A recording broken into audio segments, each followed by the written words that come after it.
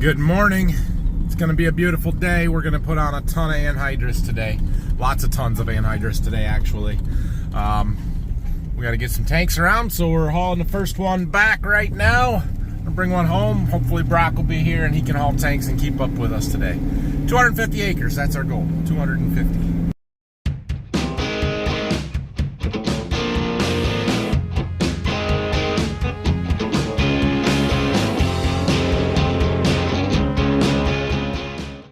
Alright, well, we grabbed the other set of doubles that they have. They only have two sets here, so we can't just use them because they don't have enough. But they only had one other big tank there that's full. Got a lot of empties. I hope somebody starts filling tanks fast because we're going to need them, and I don't want to have to pull small tanks. They just take forever. The small tanks, they're like 4,000 pounds of product, and I can empty one in less than 45 minutes. So I'm just changing tanks all day. That's all we do. Okay, we're here. We're hooked up to those doubles that are full. Brock's here. He's gonna keep running tanks. Hopefully they'll have tanks. And we're gonna start side dressing. So we're working right across the road from the farm. We've got just one pass to finish up on the south side of the house, and then we'll jump in on the north side here and get that one done. There's like 55 acres, I think, on the north side here, so we got 57 acres to do here, and then we'll go to the next one. Well, it's boring video, but it's fun flying right through this stuff. The corn looks pretty good. We've got a few weeds down here. We might have to touch that up with a little bit of Roundup, but this high organic matter, this muck soil really ties up the chemicals. Makes them sort of ineffective, so that's normal. But for the most part, I'm really happy with our corn here. Well, I had to go and say it was boring, and then something broke. Yep, right there. Got a boot fall off. Went through that little dip right there, and all of a sudden it started poofing out. So probably just a bolt come loose would be my guess. Would be that one right there. So we'll get it pushed back in there. No big deal. Good to go.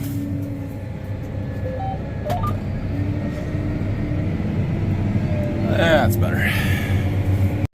Alright, the doubles are empty.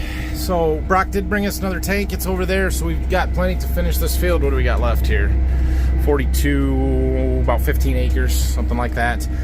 Brock just took another set of doubles up to the next field. But I've got somebody coming to look at our grain system. We've got a couple of tweaks and repairs that we need to have done before harvest here. So he's here to look at that. So since I'm close, I'm gonna run up there and do that. But we're gonna drop this tanks right in the corner so Brock can take them back and keep moving. All right, well, there's the last pass of this field. We're done. On to the next. So we're 57-ish acres. What are we doing this one? 53. Okay, we're 55 acres into the day. Moved on to the next field here. This one is 110 acres, and we've got some 3/4 mile long rows, and we're gonna fly across it at 10 miles an hour. We're gonna cover some ground in a hurry, so this one will be fun. Can you guys see that end row down there? Looking a little puffy. I wonder if I got a hose that's off the tube or broken. It can't be off the tube. It would be much worse than that. There might be a small hole in one or something. We're gonna stop and look here when we get up to the end, which is right there. Well, upon first looking, I couldn't see anything wrong with it, but I decided to take the boot off so I could look a little closer. And if you look right there, maybe you can see it, maybe you can't. It's right here. It's worn through right there. There's a little divot in the hose. So we're gonna cut that off. We're gonna take this clamp off. We're gonna cut the hose off and stretch it down on there. No doubt that was our problem. There's a slice right through there, or a wear spot, I guess. I don't know.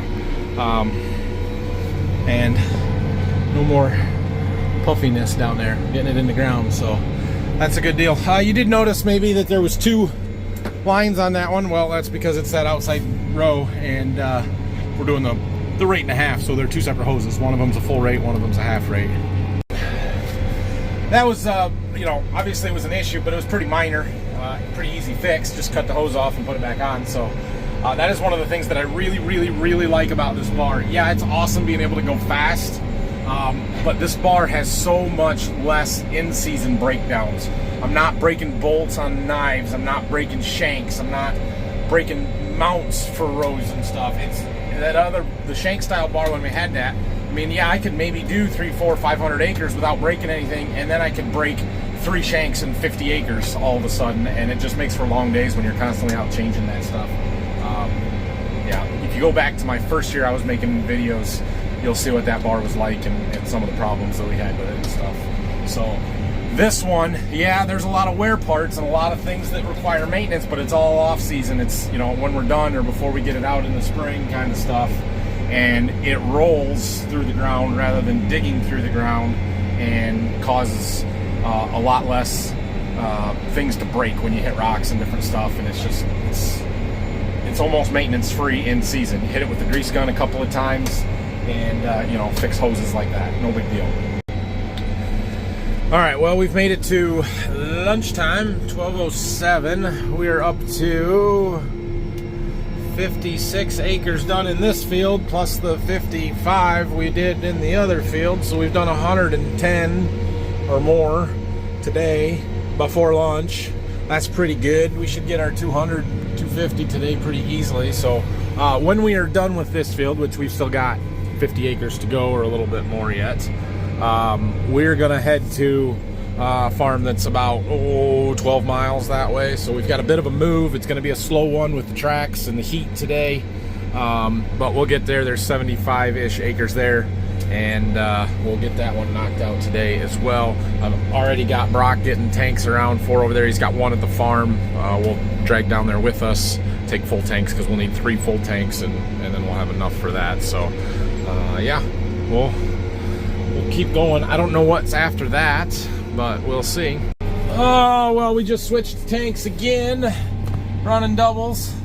We'll have more than enough to finish here. We've only got about 15 to 20 acres left to finish up this field. So take us, what, a half hour? All right, so we're just a couple rounds left here to finish this field up. This tractor, since we've been working it, doing side dressing a little bit more, it's getting a little bit jerky at times, and right there, I don't know how to explain it or describe it really, but especially going up a hill or when we're really pulling it hard, it's like the transmission is searching through the gear ranges or something. It's an IVT, it's supposed to be super smooth, but you can just feel it jerk around a little bit. So I had some other questions for my salesman up at John Deere dealer. So I just mentioned something to him about, I'm like, I don't know if it's normal or not. I don't know if something's not quite right or what, but asked him if somebody would come down and ride with me. So I think they're gonna send somebody down. I told him, well, I'm just moving fields, so give me an hour and a half, but it sounds like they'll be down in a little bit, which is good. All right, we finished that field. We are back here at the farm, and our doubles that we just hooked up to a little bit ago are about half empty. The problem here is that this field that we're going to, it's 10 miles away, and it is one that we technically keep stuff separate. And so we're actually gonna drop this one here, hook onto that full tank over there on the other side of the bar, and pull that one down there with us. Reason is, like I said, because we want to keep them separate so we know what got used on what fields and stuff. We'll hook back onto this one when we get back here later this evening. At some point today I ripped a glove, so we're gonna go get a new one. Ooh, it's always fun when you get these boxes. Let's see what we got. Oh yeah, look at this. Nice. Some Border View Farms hats. Farmfocus.com. Go check them out. Border View Farms. Get yourself one. Well, I stopped in the office there to grab my new pairs of gloves. I interrupted Dad's nap. He got the corn sprayed down to Berkey, so all the corn is done, sprayed. He's waiting for Phil to finish planting the beans down there so he can spray the beans and then bring the sprayer home. And apparently he was down there pretty early, which he was gone by the time I got here at 7, so he's taking a nap. But you guys remember in yesterday's video how my children, Rylan specifically, accused me of not working late enough because Grandpa works longer than you do. Look at that beautiful field of corn. That's where we started. First field we side dressed, first field we planted. Looks fantastic. All right, we're on our way to this next field. It's 10 miles from the farm. It's a long, slow trip, so it's gonna take us a little bit to get there. All right, we are cruising across this field here. There's a truck parked over there. See it? See it? The John Deere tech came out and he rode with me. We didn't really figure anything out. There's no codes or anything getting thrown on the tractor, at least not related to that. So it does seem to be between the 9 and 9.5 mile an hour range. And when the tractor is laboring going up the hill and it's pulling harder and it slows it down, it's like it's shifting in some ranges within the transmission. It's not a physical shift that I am doing because it's an IVT, infinitely variable transmission on this tractor, but there are some gears and stuff, and it's like it's changing ranges, and it just seems a little rough. He noticed it. He submitted a case to John Deere. They're going to look into it, I guess, and we'll see what they say. It may very well be perfectly normal. That's just the way that it is, or something may need calibrated, or I don't know, but. The tractor's brand new. It's got really good warranty on it, and we're gonna just make sure that everything is good. Well, so far this field's been less exciting side dressing than it was when we were planting. Right up there is where we had that really bad accident that day we were planting. I think it was the 30th of April. A car rolled over. I had the life flight helicopter come land in. We had that little mini dog running around the field that I later found out actually came out of the car that wrecked, but I didn't know it at the time, kind of thing. Yeah, that was this field. We have jumped across into the backfield here. Was reading through some of the comments on this morning's YouTube video, and somebody asked a great question, and I thought I would answer it here because I'm sure a lot of people would worry about it or wondering, and it is a good indicator. So yesterday I was talking about the cost of this fertilizer a little bit and how much more expensive our nitrogen is this year than it was last year. And so somebody asked me, what does a tank cost? So the product in the tank, these tanks they're technically 1,450 gallons, but they hold just over 3 tons. 62 to 6,500 pounds is usually what I get out of one of anhydrous, NH3, not of nitrogen. But so that tank costs roughly $5,000 this year. And that will cover between 25 and 30 acres, depending on my rates. Usually it's about 27, so you can do the math from there on the cost per acre. It's a lot. Our nitrogen cost is very high. Last year, that tank, man, this turns are one-handed are a whole lot harder. Last year, that tank would have cost right around $1,500. So yeah, that's the difference between last year and this year, and why things are just a little bit more nerve-wracking, I guess, or it's high risk. It's very high risk. When we get done today, I will add up the amount of anhydrous that we applied today, and I'll tell you how many dollars we spent. It'll be an astronomically high number. Every one of those is $5,000, so it's a big number. So since I pulled in here, there's been a red tractor sitting over there. Can you guys see that? I'm debating on whether it's just sitting there or it's stuck. It's kind of in the low ground. I thought it was just parked there, but the closer I get, the more I think that it's stuck. And I see another tractor pulling in the driveway up over there. I wonder if they're coming to rescue it. Them red ones, I tell you what, that's what happens. Just hooked on to the last tank. It's definitely a recovery mission over there. Tractor, not hooked up to anything. Pickup, yeah, they're stuck. They're gonna get it out, but they're stuck. Maybe it's a broken down situation and not a stuck situation. I'm not sure. We're just about done here. Most of this corn looks pretty good. You kind of assess things as you're going through these fields and how they look. It's a little splotchy. You can see a few yellow patches here and there. Honestly, I think that's between tile lines where it was a little bit too wet after planting. Some of it, like that spot right there, is a starter issue where the starter didn't turn on fast enough after we turned, because it's a fine line where it turns back to green. So yeah, but for the most part, I'm pretty happy with this. This is definitely a stuck tractor recovery mission, and I don't know, I haven't seen them actually pull yet, so I'm not sure if it's not moving or they just haven't been ready. I don't know. Well, the front tractor's moving, but he's backing up, so I should probably go see if they need some help, but I don't know how much help I can be. I can't unhook this because it's way too difficult to unhook, but we might be able to help them out. Okay, we are done. Those guys, they unhooked the tillage equipment or piece of whatever they were pulling and got the tractor out, so I'll stop down here when I get close and just shout over to them, see if they could use any help with anything, but I'm sure that they're going to say no, so. Well, I walked over and talked to them, and they've got a plan. They're gonna try some stuff. I offered to help. They said they'll get it, so I suggested that they build a pad like I've done. If you guys have seen me get stuck before, you know how we do it. When you got to unhook like that, get your backhoe and scoop up some dry dirt and fill in the ruts, build a little pad that you can back in there and get some traction, and then usually you can get whatever you're pulling out a little bit easier. So, good luck, guys. All right, for us, it is now 5:30. Let's see, how many acres are we up to for the day? A lot, I know that. Nope, not that one. Work totals, custom totals filtered for today, 234 on the day. We've got another 40 that we can do.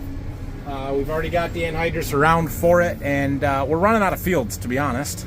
Put you in the little phone hole, the place where the phone goes while I pull out onto the road here. But the reason that we're running out of fields, so we've got a few that are ready to be side dressed technically. The corn is tall enough and big enough. The last planted corn is not big enough yet, so we can't do that. But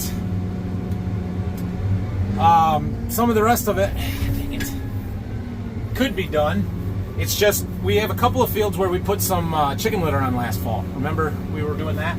And we had done some trials with nitrogen stabilizers and stuff last year, and one of the things that we found out as a side benefit from that was that we were getting a lot of nitrogen from that chicken litter. And I have not been adjusting our side dress rates to compensate for that previously, but because of what those results showed us last year, I am going to have our crop consultant pull some pre-side dress nitrate samples and see how much nitrogen's already in that soil, so that we can not over apply it. That's the idea. So I'm waiting on those sample results to come back. There's 2 fields where that is the situation, probably 110, 120 acres there. And then I've got another 30-acre piece that is not a chicken litter farm, but it's just what we would normally do kind of as our baseline so that I can compare it to what normal is for us. And then we have another 65 acres that didn't get chicken litter, but it got clover cover crop on it last year after the wheat, and so we're going to have them sample that as well. So there's another full day worth of anhydrous that we can do, but I need those test results back first. All right, we made it back to the farm. We rehooked up to our half-empty double tank here. That tank is still half full, but because we're keeping stuff separate, like I was telling you before, we're just gonna take it back to them. But the other thing is I don't have any more places to use it here, so I've got enough in this tank and the doubles that are sitting over in the field there that Brock got for me earlier to finish what we can finish for now. It may be next week before we do any more anhydrous here at Waldron. We have a different supplier that we pull tanks from for our farm in Berkey, and so we don't haul tanks down there from Waldron here, so we don't need it right now. So we've gotten a pretty good start here in this field. There's the tanks that we need, or eventually. We've gotten more done on this set than I thought we would. Part of the problem with unhooking half-empty tanks is that if you don't remember exactly how much was in them, it's really hard to get your monitor set right to know how much you got in them. So I think I got it close, but we could run out at any minute, even when the monitor says that it's not quite empty. But I don't know. We'll see. Brock's over there, see that? In the disc, we were disking some corn stalks down. He'd been working on that for the last couple of hours, so that's good. When Phil gets done down to Berkey, which he is hopefully finishing up right now, who knows? Actually, I can check on him. I can look in my John Deere and see how he's doing.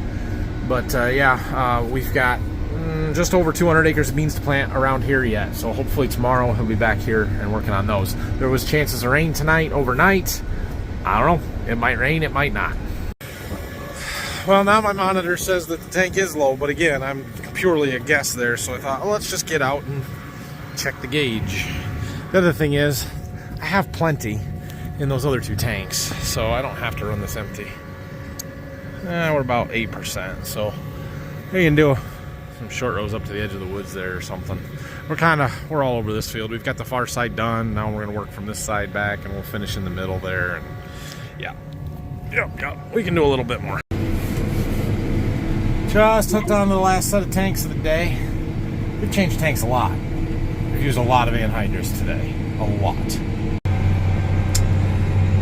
They've only got like 12 acres left in the field though, which means this tank's still gonna have quite a bit in it. So I'm going through my list trying to think, all right, where could I go and run this tank out tonight? I've got a couple of fields we're gonna drive by when we're done here on the way back to the farm. Maybe we can find one. Well, we're in the middle of the field, but this is the last pass, and we got this one done. We've still got enough in the tank for 26 acres, it says. And that's at the higher rate, so we might be able to do 30. I've got a field just down the road here. Like I said, we were going to drive past it. I looked up the planting date. I thought it was planted more recently with the field across the road, which was the last planted one. I thought I did it right before, but it turns out it was the 13th of May, and I planted this field on the 14th of May, so it ought to be ready to go. And there's like 30 acres there, maybe 32. So I don't know if we'll be able to do the whole thing, but we'll be close, so let's go do it. So that field there is one of the fields that was the oats and radish cover crop where we spread chicken litter last year. Some of it doesn't look so great. Then you come down into this nice little black ground and it looks really good, but that's the muck for you. We'll have to go out there and do some stand counts because some of that looks pretty thin just driving by it. I don't know. But that's one of the fields that we were waiting on the nitrate test to come back on, so we can't side dress it even though it's ready. And then the other field back here behind this building site and up here, that's the one that Brock just got done disking, and that looks good, so Phil can go plant beans there. Look at that! Now you guys can't see it. Oh man, that's a shame, because that is the very last planted corn, like where we finished planting corn. It's up and beautiful looking. Wow, that was planted on Wednesday morning. A Wednesday morning. Yeah, okay, so it's been almost 2 weeks. Yeah, because that was right before, or right after Morelli was born. I came back from the hospital to plant that at 5 o'clock in the morning. Anyway, this is our target field right here that was planted on the 13th of May, and yeah, we can side dress this. Sure, it's plenty small, but we can do it. So I don't think we're quite gonna have enough anhydrous to finish this. We're gonna end up like 3 or 4 acres short from the way my math works out, but we'll see. This field here, we had a big wet spot that those trees over there are always wet, and there's a swamp around it. It crept out into our field this year, so up to about right there, we could not plant straight through here, so we had to do the stuff behind and the stuff in front. I'm gonna make sure we get everything behind it side dressed. I've just got one more pass to do there. And then we'll go back up front and do what we can, and we'll have just a little bit. But the field across the road is ours. We got to side dress that yet, so we'll finish it up when we do that one. But this is that muck, that really high organic matter soil, super soft, super squishy, like don't get stuck here kind of thing. But you can see how well it grows giant ragweeds, so you know that's positive. If only I had a market for giant ragweeds, I could make it big, I tell you what. Also, a quick snoop of the My John Deere app shows me that Phil is in transport mode, which means he's on his way home. So he got done down there. Excellent, excellent. And well, I checked the weather. I cannot talk today. I checked the weather earlier. I did not look at the radar, but I checked the weather. And they're still calling 50% chance of thunderstorms tonight. So I don't see them. It doesn't look like it, but they're still saying it's going to rain overnight. I don't know. We'll find out. Well, my calculations were off. We might finish this. We might. It says we've got 500 pounds of N in the tank yet. and I've only got 2 half rounds to do, it's going to be close. I've failed to factor in the big wet spot in the middle that we had to plant around, and therefore don't have to side dress either. Those acres, obviously, we're not going to cover, and so we don't have as many as I thought in this field. And some of this muck stuff is a low nitrogen zone where it just doesn't need very much, so that matters too. Well, last pass, all we gotta do is make it up to the road.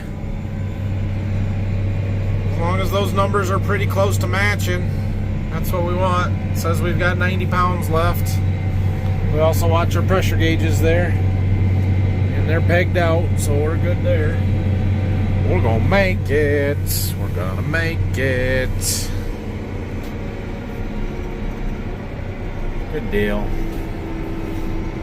Nice sunset tonight. We're gonna stop at the end for a picture because I need a good thumbnail. Oh! We did it! I'll look at the acres number when we get back in the cab. There's a lot. We did a lot today. Oh, look at that. So beautiful. What a pretty tractor. Oh, yeah. 300 acres today. That's incredible. 51,779 pounds of N. Let me do some math. So here's the math on that. That was just over 31 tons of anhydrous, just shy of $50,000 worth today. We spent over 50 grand, almost 50 grand just on the fertilizer. That doesn't include the fuel. Yeah, it was an expensive day, but we got a lot done. We got a lot of really nice looking corn. The corn's gonna grow really fast. I really want to get up and look at the irrigated field again and see what that looks like after we side dressed it a week ago. Because I'm sure it looks real nice. But anyway, we're done for the night. It is just before 9 o'clock. I'm going to fuel the tractor up, and we're going to get it ready to leave in the morning. Hopefully we'll get an early start, head to Berkey. Hopefully it doesn't rain tonight, and see how much we can get done down there. Theoretically, we can do it all in a day. Realistically, I don't know if we'll get that done. I don't know if they can keep up supplying tanks as fast as I've been able to do here. Our supplier here has done an outstanding job, so I give them a lot of props. What a day. I believe, I didn't look at the total acres that we've got done, but I believe we're halfway done with side dressing, so feels like we're just getting started, but we're flying through it. 300 acre days help a lot. So that's good.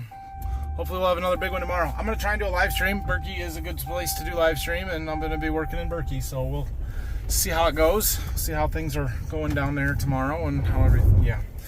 I've got a nitrogen plot we're going to put in down there, so we've got to do that, make sure we get everything right for that, and we'll get it figured out. So thanks for watching. Hit that like and subscribe button. Questions, comments, leave them down below.